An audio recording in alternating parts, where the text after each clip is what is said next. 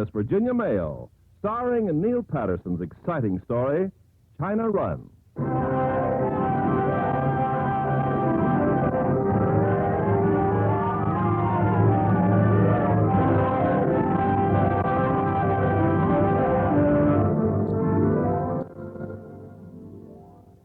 Let me tell you, the sound of the sea is a wonderful thing. Maybe there's a sonnet sweeter than the wind in an arching sail, but I don't know it.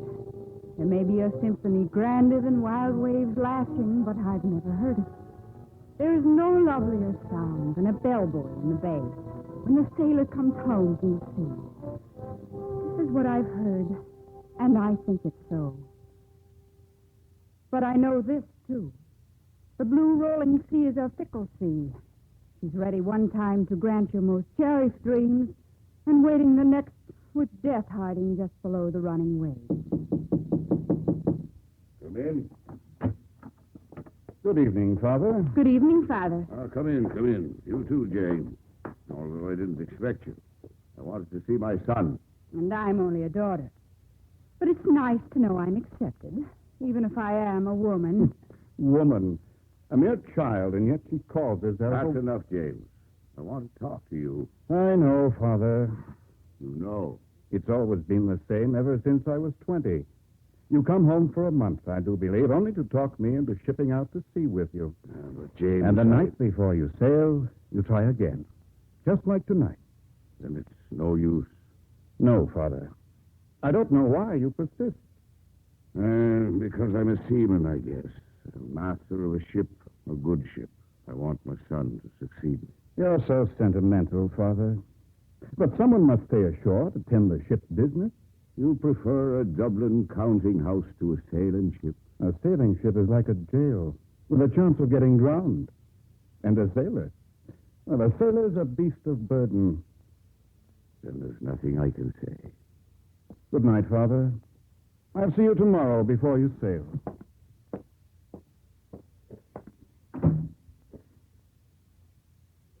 Father. Yes, Jane. Father, I want to go with you. Yes, you... What? I want to go to sea. Oh, but you can't, Jane. You're a girl. It's 1845, Father. The world no longer belongs exclusively to its males. But the hazards are too great aboard a cargo ship. I have no facilities for passengers. I have no intention of being a passenger. But... I mean to be a sailor. Jane, you're a girl. I'm as good as any man and better than some. Your brother now. I can't make him go to sea. And you can't make me stay ashore. But the storms, the discomfort. I want to go to sea. Sickness and death. I've got to go to sea. And the China Coast pirates. I must, Father, I must. But I'll be the laughing stock if Tansy McCoy finds out. And who is Tansy McCoy? A miserable Yankee, the vilest skipper on the China Run. Sounds like a competitor. He's the rankest man that ever offended my nostrils. Then why worry about it? All right, but... No more buts, Father. But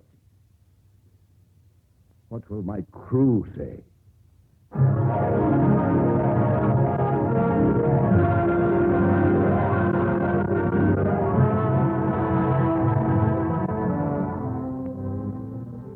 Let me tell you, the crew said plenty.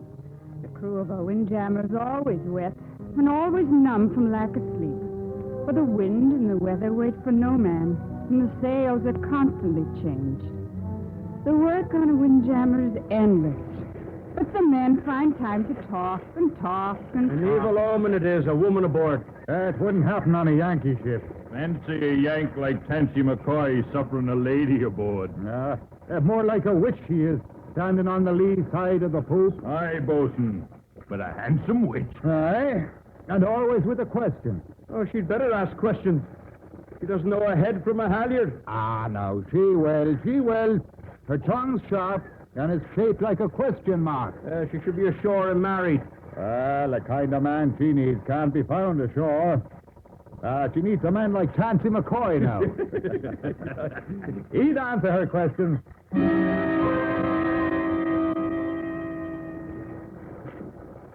Bosun. I'm I've been watching the wind in the lower main top gallant sail and the upper main top sail. That's the stunsails, ma'am. The main gallant and the topsail. They form the stunsails.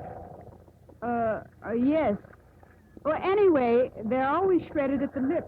Now, why couldn't they be reinforced? Reinforced, ma'am? With what? Have you tried wax?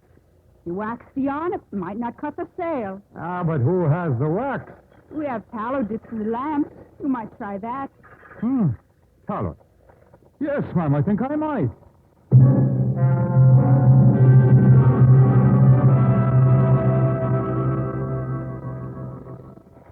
Yes, the crew had plenty to say. And so had the ship's officers. Mistress West is uncommon handy about the ship. Ah, Mr. Jordan. Even in weather. Aye, Mr. Hammond. Even in petticoats. Wait till Pansy McCoy gets a look at them. Ah, yes. Don't you worry about McCoy. You just worry about your berth as second mate. I believe she's after it. Begging your pardon, sir. She's after bigger game. Your berth as first mate. There's a bit of nonsense. It takes years to master navigation alone. Even I still have much to learn about navigation. I passed her cabin this morning, and I happened to glance through the porthole. Ah? She was reading. A novel, I suppose. Some fluffy, romantic novel. She was reading the memoirs Of a French actress? an Irish admiral called Advanced Principles of Navigation.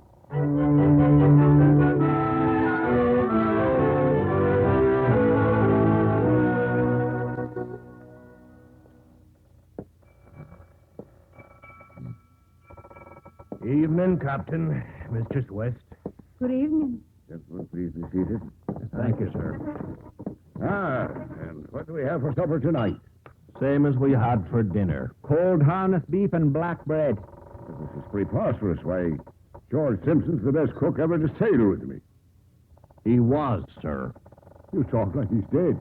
Well, he will be soon. Come down with the smallpox this morning. He's in considerable pain, sir. Blisters have already appeared on the soles of his feet. I'll get a razor and cut him off. That's the usual procedure, is it not? Well, it is for anyone but George Simpson. He won't let us near him. And he's a giant of a man, sir. I'm aware of his stature, Mr. Jordan. But he's in the corner of the forecastle with a belaying pin in one hand and his own razor in the other. He's promised to use them on the first man who comes near. Now, a man that obstinate deserves to die. Father, My dear. may I be excused? Of course. Oh, my apologies, Mistress West. My talk of smallpox and blisters and razors is perhaps too strong. If she wants a sailor's life, she must get used to sailor's talk. Run along, Jane, if you must. He is little more than a child.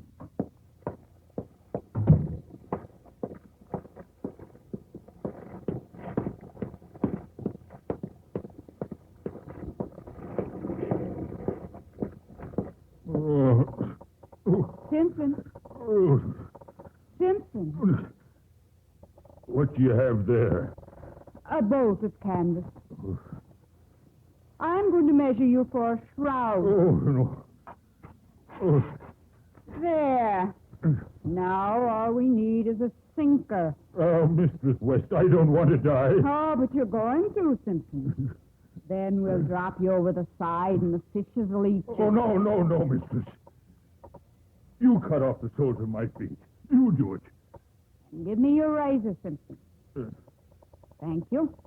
Just let me holler, mistress, because I don't hold much with pain. It'll be painless. Now, if you just let me have your belaying pin. That's right. Simpson, I'm going to tap you on the head with it. Lightly. Just hard enough to keep you from feeling the pain. Now, whenever you're ready. Go ahead, mistress. All right, Simpson.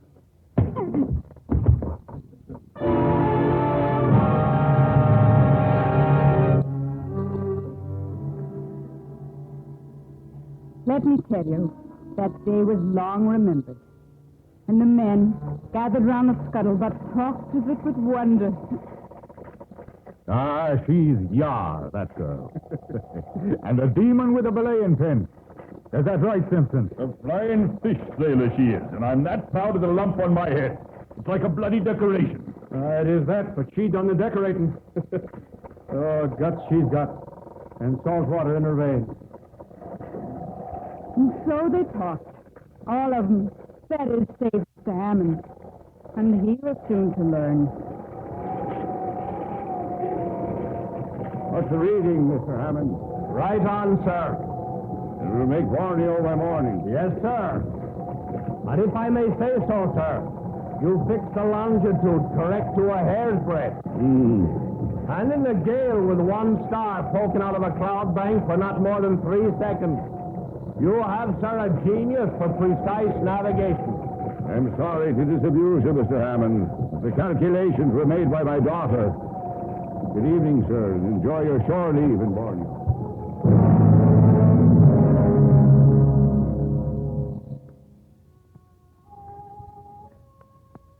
Let me tell you, there's nothing so wondrous strange as you first leave in a foreign port. And there's no port so strange as Borneo, where 30-foot snakes and 6-foot anteaters and deer no bigger than jackrabbits wander into town to look at the people. And the people themselves have certain quirks, like bathing every day. Where to now, Mistress West? Really, Mr. Jordan, I can manage without your protection. Your father's orders, ma'am. Nonsense. I have my belaying pin. Sorry, Mistress West. And the sounds of Borneo are strange. The tiny deer I mentioned before have a habit of barking like dogs. And a Burmese man plays a bamboo flute. Fact of no interest whatsoever, except that he plays it with his nose. The strangest sound of all came from an outdoor saloon. Below, 500 brave Americans. Who's that? That's Captain Tansy McCoy. Who is this Captain Tansy McCoy? I don't rightly know, ma'am. Some say he's wild and dissolute, little better than a pirate. Some say he's the finest Yankee skipper that ever drove a ship. And what do you say, Mr. Jordan? All I know is he carries a cannon mounted on the forepeak. He sees us. He's coming this way.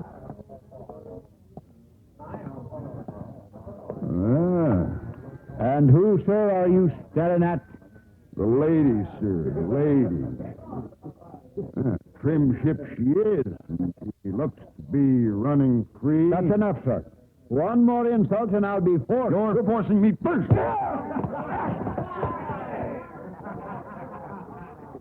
And now, my pretty lass. Take another step. I love a lass with juice and ground. I'm warning you. Worn away. You wouldn't hit me with that belaying pin. Of course I wouldn't.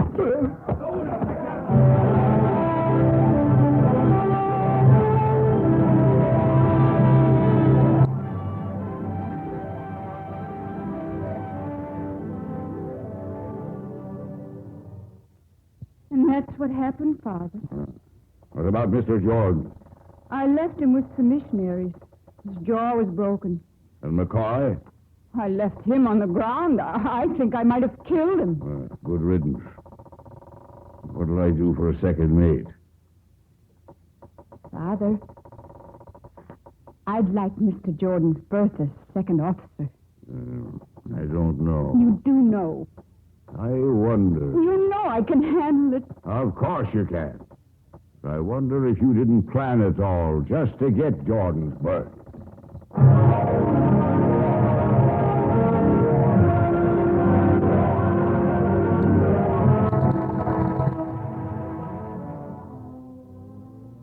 Let me tell you, there is no prouder lot than those who follow the sea.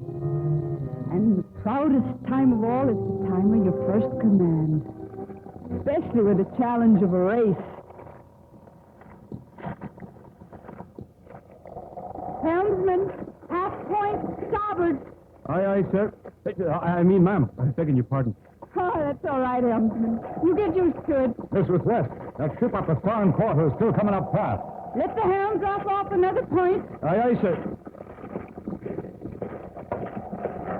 What's the commotion, Jane? A ship, Father. Take a look through the telescope. A Yankee clipper. Oh, with a cannon on the forepeak. That can't be Macau's ship. Well, if it's a race they want, we'll give it to them. Bosun, loose with the gallon. Aye, sir. Loose with the gallon! The Yanks still gaining, Father. Bosun, can't you set more sail into the Royal? Captain, we've put everything we got, except in the second mate's petticoats. No use, Father. He's hard upon us and coming alongside. If after trouble, he's going to find it. Ahoy! Ahoy! Captain West! It's McCoy, Father. I didn't kill him after all. Pick up, you Yankee scum! Captain West! I want to marry your daughter! Never, not for £1,000. Too much, Captain West! But I'll give you 100. Hard you. Careful, Captain. There's a lady aboard. See you in the Philippines.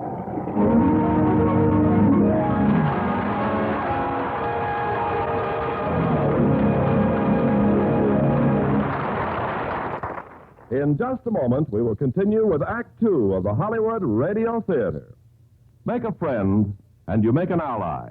There's a thought for you to keep in mind, as many another American has. In 1864, Clara Barton gave up a successful job in the patent office in Washington and devoted the rest of her life to bringing physical and mental aid to the wounded and dying on the battlefield. At first, it was the soldiers of the American Civil War. But when the war ended, she was forced to go abroad to recuperate from nervous exhaustion.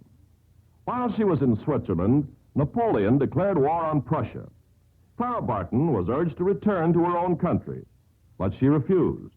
She felt it was her duty to remain in Europe and help the wounded of this new war. It didn't make any difference to her if they were French or Prussian. She didn't ask the nationality of the sufferer when she stopped the flow of blood from a soldier's wound. In spite of many inconveniences and hardships, she traveled across the rugged German countryside to reach the Prussian front lines. But there she was told that the only way she could be allowed into a frontline camp would be as a prisoner of war. Clara Barton agreed, and as a prisoner until the end of the war, she continued to do her work with the wounded Prussian soldiers. After the war, she remained in Europe to help the defeated French. When she sailed for home in 1873, grateful Europeans bestowed on her many medals of honor, including the Gold Cross of Remembrance, the Jewel of the Red Cross, and the Iron Cross of Merit. Once again, an unselfish American had discovered that by helping others, you help your country. And now, Act Two of China Run, starring Virginia Mayo as Jane.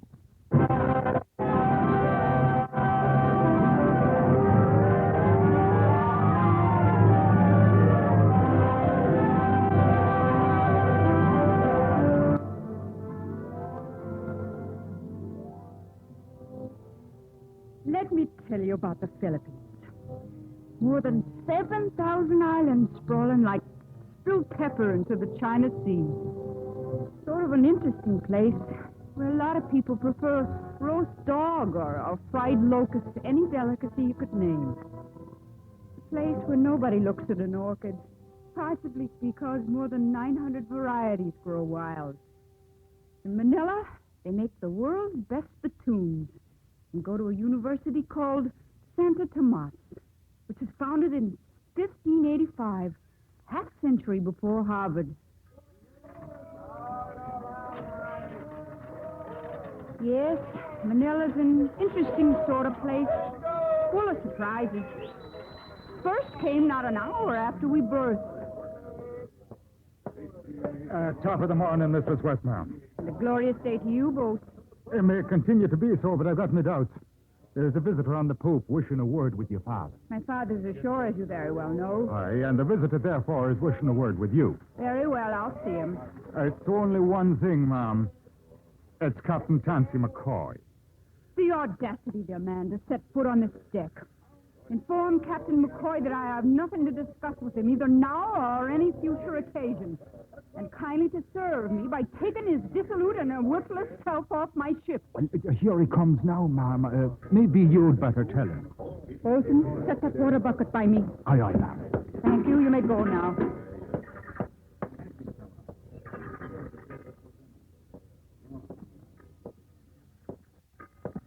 Ah, there you are. Captain McCoy, will you I come please... to the point, Mistress West. I come to call on Captain West to present my credentials. For what purpose? With the hand of his daughter in marriage. My father were here. I'm sure he wouldn't give it to you. Well, then it's better that he is absent. Quite frankly, Mrs. West, I don't hold with your stodgy Irish custom of asking a father's permission. And quite frankly, Captain McCoy, I don't hold with your savage American practice of asking no one's permission. Of kidnapping young ladies in a Western Indian fashion. You've been grossly misinformed, but why should I ask your father? I don't want to marry him. And I would never marry you or anyone without my father's consent. That gives me little choice except to kidnap you in the Western Indian fashion. Take one more step and this water bucket will cool your ardor. Takes more than water to...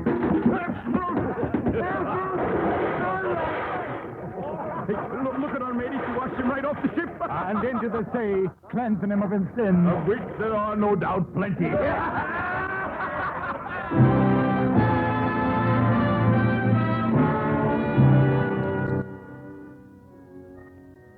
That night, the dockside pubs were full of the affair, and the ship's chandlers who came on board shook their heads gravely.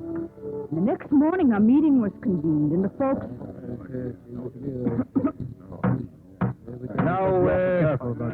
Now, every one of you knows why we're here. Tansy McCoy is a dangerous man to be made fool of. We must protect our Mistress West. Aye. From herself before she kills him. I'm against it. Chain stays and anchor, I'm against it. Now, why can't she stay aboard ship? Why must she go ashore? Well, no, she's got her right. And if she don't, well, it looks unseemly for all of us. I mean, what I mean is, it's like we're afraid. Aye. McCoy and his Yanks don't frighten me. I'll be her bodyguard. And I. Well, I'm still against it. But deal me.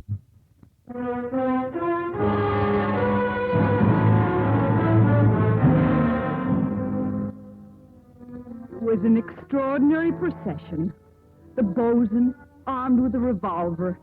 The giant Simpson with a belt full of knives which clanked together as he walked. And the helmsman, full of swagger and swashbuckling fear. And the young girl, imperious as any queen, who rather enjoyed it all. Begging your pardon, ma'am, but how long are you aiming to stare at it? I'm sorry. Suppose my shopping holds little interest for you. Well, the truth is, ma'am, it is a wondrous batik. But I'm more interested in a good stiff drop of the wet. Of course. Perhaps I can come back. Oh, no need, Missy. The batik is yours. Mine? Oh, yes, Missy. A gift from a gentleman over there. Where? It's McCoy, ma'am. Oh. I'm glad you like the batik, ma'am. I cannot accept it. But I insist. And I insist no Yank will give the Mistress West gifts. I already have. And I've got something for you, too. It's all right.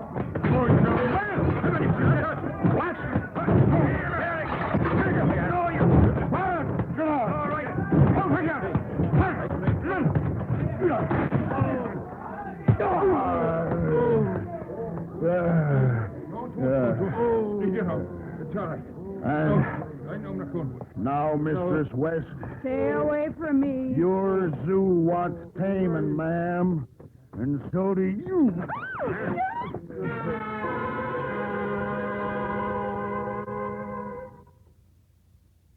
You, Jane. All of you. Look like you've been through the eye of a hurricane. It was fire. What happened? We met Captain McCoy. But Jane, where's your skirt? Father, I have just experienced as public a humiliation as has ever befallen one of my sex. Now, miss, it wasn't as bad as all that. And we got in a few good licks of our own, sir. I knifed him in the shoulder, and then... Well, then he must have hit me from behind. And I hit him with a spittoon. You should have seen the spittoon. So, I shot him in the arm, and then... Well, then I purely don't know what happened. Then allow me to tell you. You, Mr. Simpson, were sprawled unconscious in the street. But, ma'am, Helmsman, you were stretched out on a bench as neat as at your own funeral.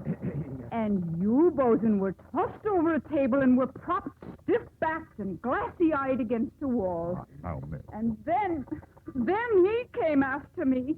Jane, he didn't... He swept me off my feet and onto a counter. He pinned me down with his wounded arm, the blood dripping onto my finery.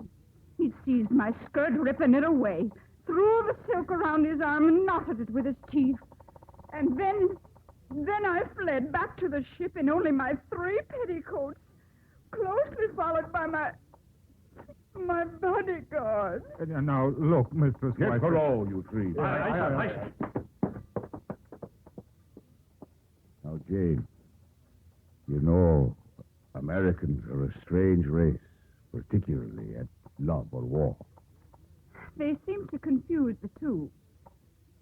Perhaps you'd better marry him. Marry him? Never. Do you love him, Jane? I could only love a man who honors, not disgraces me. Who rescues me from violence, not drags me into it. Who shields me from the ills and affronts of the world, not showers me with them. Who sustains, not humiliates me in an hour of need. My, how you run on. You're a child, Jane, confusing a husband with a knight in the novel on a white charger. All I want is for him to let me alone. He'll never do that. Oh, yes, he will. He doesn't want me. I'm just an excuse for him to start a brawl. Father, if you'll only belay my impossibly useless bodyguard. That I won't do. I'll increase it. Please, Father, just in Siam. There'll be no trouble in Siam, Jane. What makes you so sure? Because I intend to play the stern father. You won't be seeing the sights and prowling the marketplaces. You don't expect me to stay aboard ship. Oh, nothing so drastic as that. But each day you'll go to a home of a friend of mine. An artist. I want him to paint your portrait. All right, Father. I will on one condition. Which is? No bodyguard. Well, I suppose it's just as well. Otherwise, I won't have an able-bodied seaman left in the crew.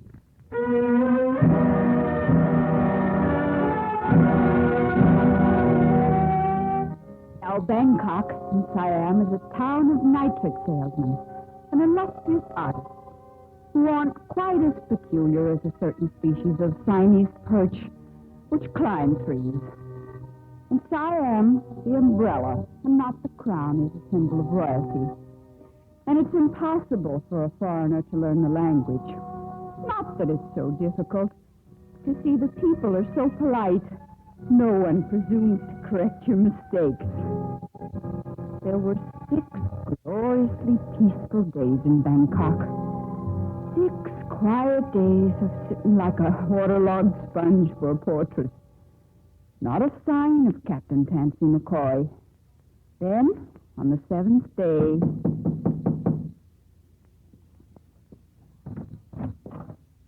Come in, Mr. West.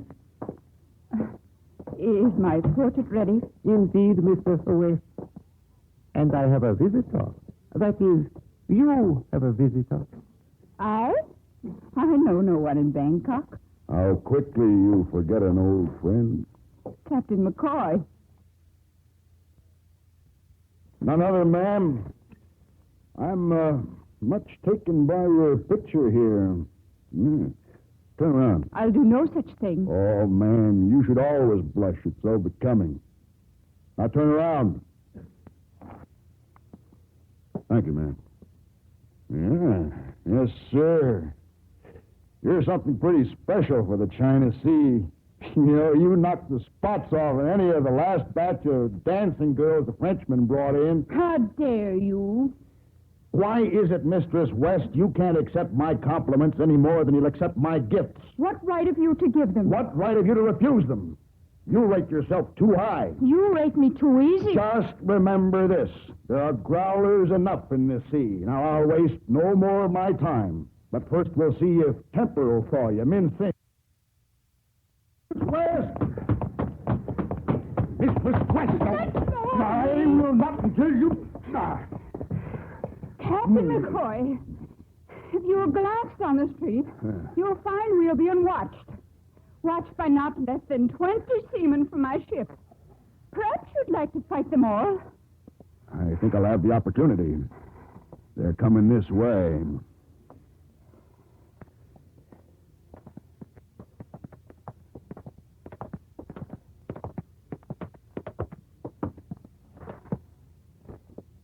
So you require anything, ma'am? No, thank you, Bosun. Well, ma'am, you want any help? No, of course not. Captain McCoy here is seeing me back to the ship. Are you ready, Captain? At your service, Mistress West.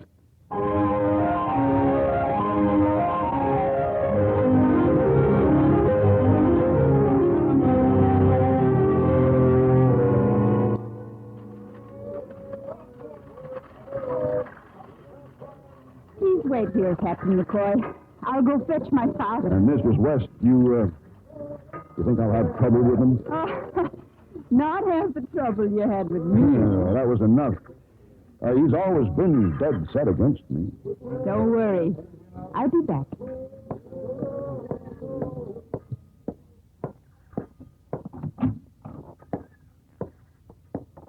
Father. Some other time, Jake. Listen to me, Father. I've brought a guest.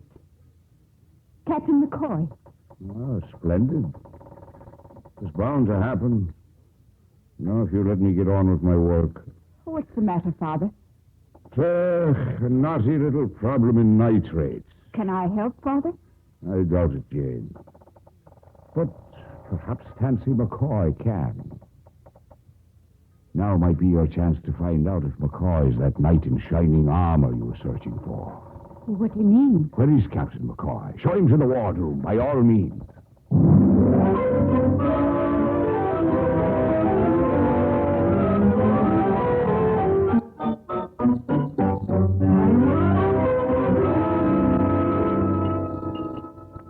And in Guam, I saw men ride cattle instead of horses. Possibly because they don't have horses to ride. And the women cut their hair. Terrible, isn't it? And I've heard that in Japan, people fly kites like children and eat grilled ape and pickled seaweed. That's true. But you know, the weirdest place I've ever been is an island, half a world away. Oh? Mm-hmm. Well, there are 3,000 sacred wishing wells, and according to the natives, the wee folk flourish, and it's customary to keep them from curdling fresh milk by putting a coffin nail near the crock. How curious. What's the name of this place? Ireland. Oh. Have you heard of it, Captain West? What? I beg your pardon, sir. It's quite all right, sir. I fear I've overstayed my welcome. Oh, not at all. It's just... What is it, Father? Captain McCoy, I may speak bluntly before you. I'm in some difficulty. That's so? I've discovered that my nitrate cargo is underweight. But the hole is filled. I saw it. It's green, Jane. Green as a sapling. Liable to 10% shrinkage on the passage to China. Make the company remove the stuff and reload. The manager refused to do so. Why are you telling me this, Captain West? Well, I thought perhaps you might join with me in protest. You've shown certain attributes of leadership among the other shipmasters in this harbor. Together, all of us could You form. overlook one consideration, Captain West. The nitrate in my hold is not green. Then you won't help. What made you think I wouldn't?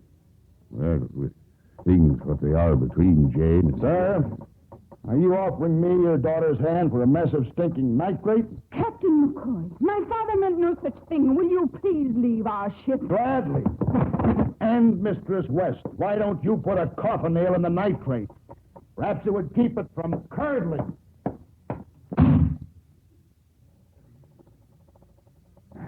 I'm sorry, Jane. I shouldn't have ever mentioned it. It's all right, Father. But I've ended your romance. Never began, Father. He isn't the only growl in the sea. And he certainly isn't the only ship's master in Bangkok. What do you mean by that? We'll call a meeting of ship's masters. Perhaps our hold isn't the only one loaded with green nitrate. Perhaps if we all get together, something will be done. Even without the exalted presence of Tansy McCoy.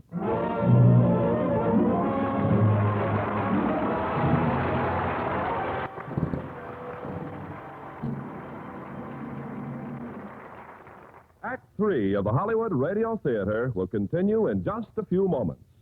Make a friend, and you make an ally. There's a thought for you to keep in mind, as many another American has.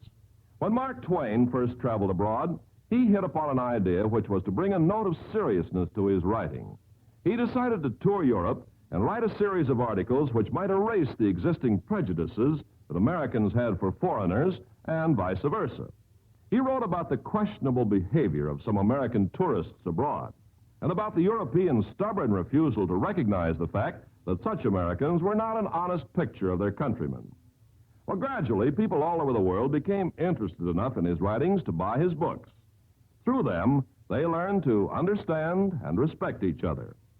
After his marriage, he and his wife visited Australia, New Zealand, Ceylon, and India, and his writings continued to strengthen the bond of international friendship.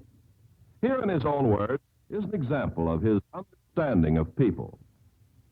I came to England, he once wrote, with the intention of writing a devastating satire on your form of life. I anticipated finding great humor in your English culture and your social customs. Instead, I've found English home life to be a substantial and altogether admirable institution. Your society furnishes examples to be followed rather than satirized. You've given me a fuller understanding of your country and your people. He also gave America a fuller understanding of England, for he discovered that by helping others, you help your country. We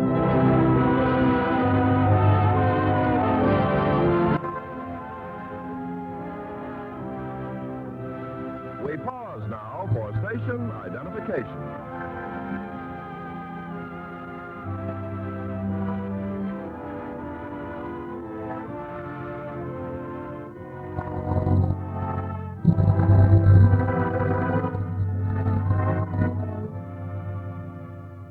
Curtain rises on Act 3 of China Run, starring Virginia Mayo as Jane.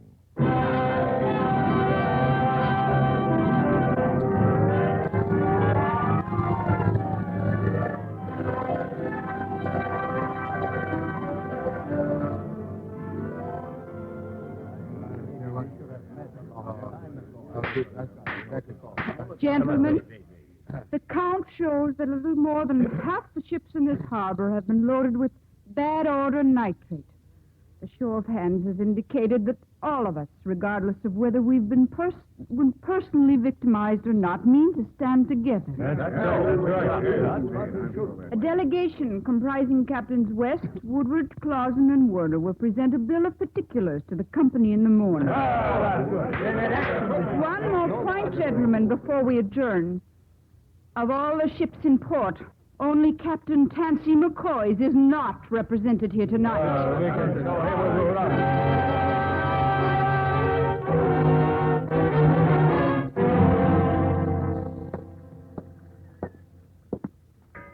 Father, what did the company say? Oh, they deplored the incredible error of loading green nitrate. And what did they mean to do about it? Just about anything and everything. Wonderful. They've offered us a special cargo, selected with the management in person and at a reduced rate. It'll be loaded at our convenience. And when is our convenience? Now, Jane, I just want to say, Jane, I'm that proud of you.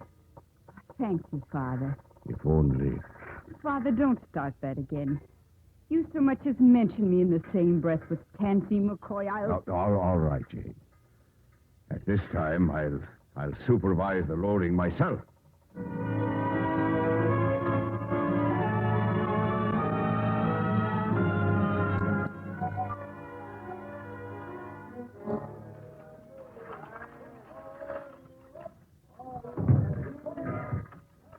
Bolton, secure that cargo line before somebody gets hurt. Aye, aye, sir.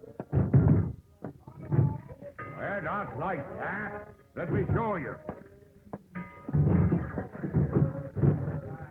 Careful, sir. That nitrate's heavier than pig iron. Now, all the more reason for safety protection.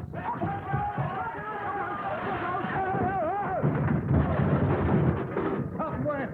Captain West! Father! Oh, Father. Easy, man. Your father's hurt. He's hurt bad.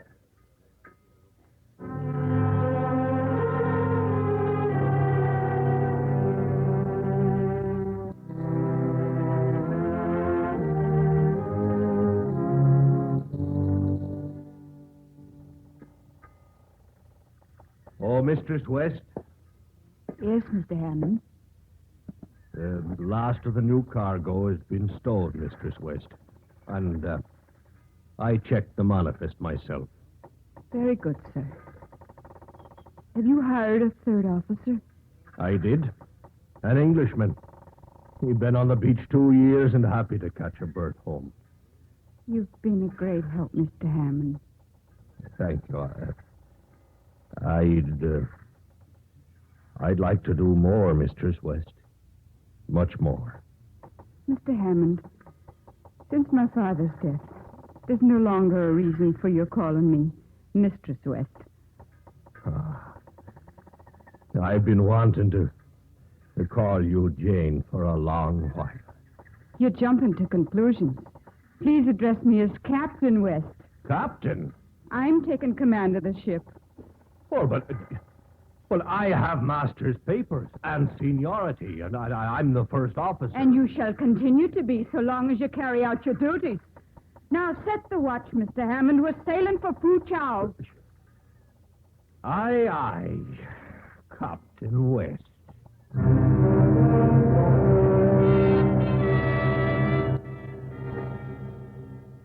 Now, Fu-Chow is a river port, rich and stinking. The stench comes from the River Ming, from the collected garbage of the centuries, consigned to a wet grave by the populace and the river pirates. Its wealth comes from the illustrious tea of the hinterland. All day long, the buffalo trains converge on the city, bearing tea in lacquered chests. And all day long, among the reefs and the shallows, the pirates wait for a likely ship. What is it? Yeah, Mr. Hammond's compliments, ma'am. He'd like you on deck at once. Very well.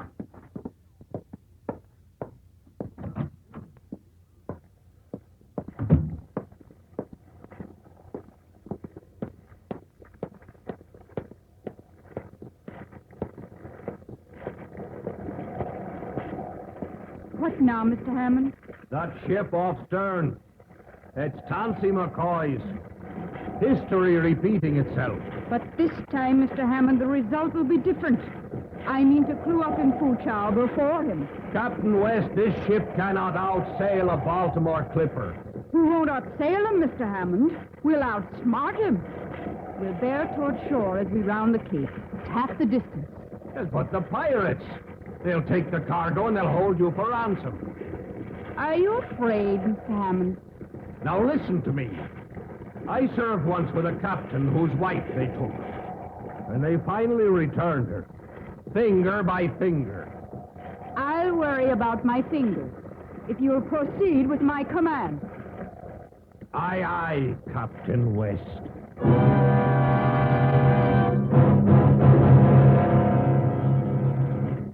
We're holding our lead. That small consolation, Captain West. Look forward, off the bow.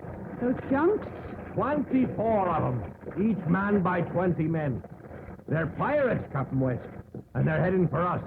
Swing back to mid-channel. No, we can't get by them. Couple more minutes, they'll be aboard. They'll never take us. They're closing in now. We'll ram them. That won't help. Nothing will help.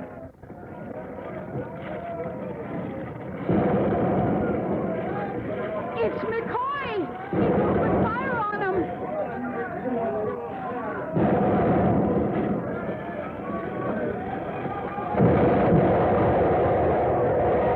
Now there was a hit. Right on the lead junk. They're scattering. Ah, yes. Captain West. McCoy is moving up alongside. Mr. Hammond, the megaphone, please. Captain West, are you all right now? Captain McCoy! I am indebted to you! Save your breath, Captain West. My thanks to you, sir! Save your thanks for Fu Chao. Will you meet me at the King Henry? Will you, Captain West? Maybe, Captain McCoy! I'll be waiting, Captain West.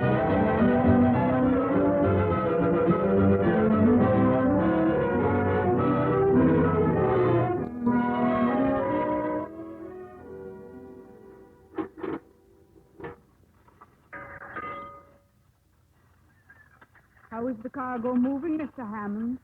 Well, now, Captain, the tea is in the hold, and everything is squared away. Then I'll take a look at Fu Chao. I, might not be back for supper. Yes, ma'am. Oh, Mr. Hammond. Perhaps you could direct me to the King Henry. Well, you go right up and... Well... Mr. Swift, Yes? please accept my condolences to your father, Mr. Swift. I'm at your service if there's anything Who are you, sir? Barron's the name. George Barron, local agent for the ship. And now, if you'll permit me, I have business with your captain. Who is your captain, Mr. Swift? I am. I see. I beg your pardon. I said I'm master of the ship. But a girl like you, you obviously don't have the master's papers. No. But then the insurance will be revoked, and the cargo will be jeopardized. Well, the ship must be handed over to the first officer immediately. Don't tell me how to run my ship, Mr. Barron. I'll tell you this, madam. Unless your first officer takes over immediately, I shall notify the British consul and you'll not get clearance papers. You'll rot in Fu Chao till your command is confirmed by Dublin. And that will never happen. Good day, madam. You were asking me about the King Henry, Captain West. Belay that, Mr. Hammond. We're sailing. Sailing? But you heard what he said. We're sailing immediately for Dublin.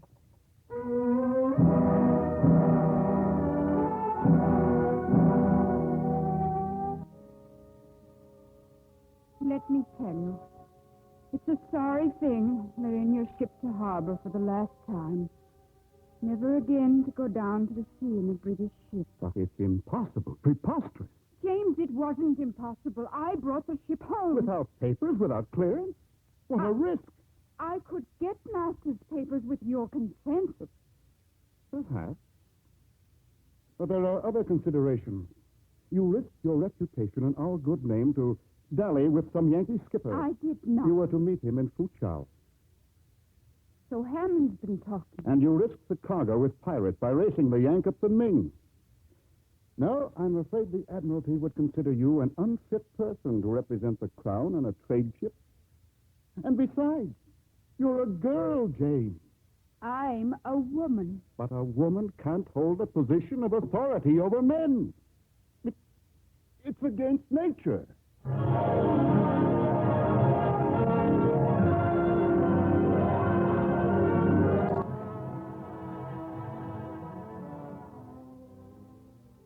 And so it went. Months of wrangling.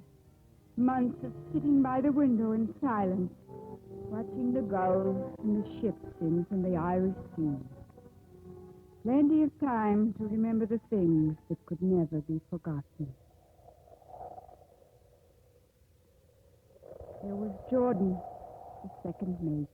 Mistress West is uncommon handy about ships. And Simpson, the cook. A giant of a man. A flying fish sailor she is. I'm proud of that lump on my head. It's like a bloody decoration. And the bosun, who taught of stunsails. She is Yar, that girl. A daemon with a belaying pin. And the helmsman, who took the first orders I gave. Aye, it's guts the Mistress West has.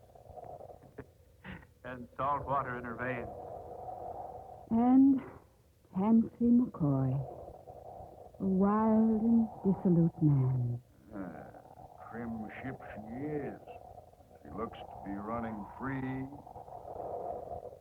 Then, one day in September...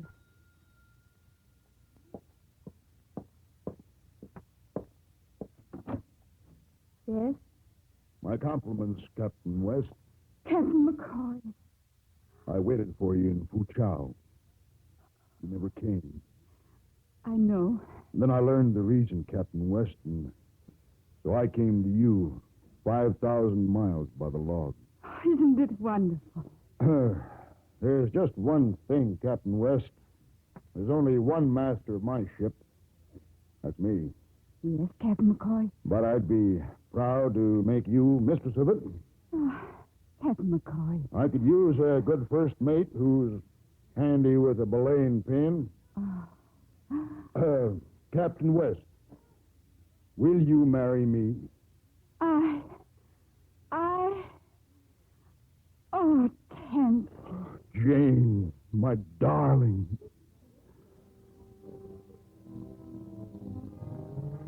Let me tell you, the sound of the sea is a wonderful thing. And the wind in an arching sail is sweet. But not half so sweet as the soft words spoken by the man you love. This is what I've heard, and now I know it's sure. Sure as my name is Mrs. Tansy McCoy.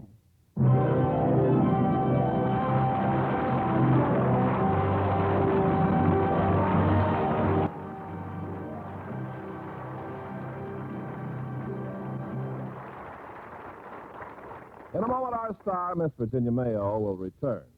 The Navy Enlisted Men's Club in Tokyo is a pretty nice place where the men of the Navy can sit around and talk, read, or play cards on off-duty hours. It's a pretty nice place in another way, too. There's a box on the bar for the spare change of the sailors, and every penny that's dropped into it goes for the support of their private orphanage called the Home of Affection. Over 50 boys and girls of all ages are fed, clothed, and educated there. The orphanage has formed its own self-government, and the children are learning what it's like to live by democratic rules. With the help of the enlisted men of our Navy, they're meeting the world with a new hope, a new dignity, and pride.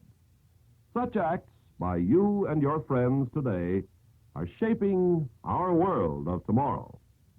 Now, here's Virginia Mayo.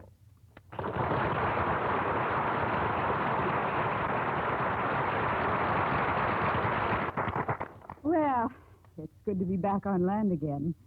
But I thoroughly enjoyed playing the part of Jane. And I'll be listening next week to your play, The Lady and the Tumbler. Yes, don't miss it, Virginia. It's a colorful and amusing romance with a dash of mystery. And it was chosen as a starring vehicle by one of our most popular stars, Fred McMurray. Ah, sounds exciting, Ken. Good night. Good night.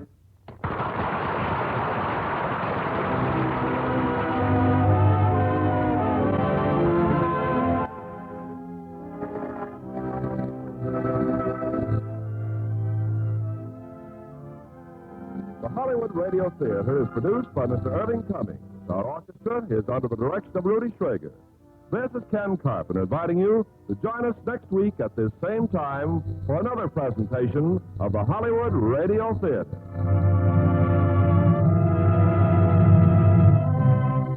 Hollywood Radio Theater is a presentation of the United States Armed Forces Radio Service.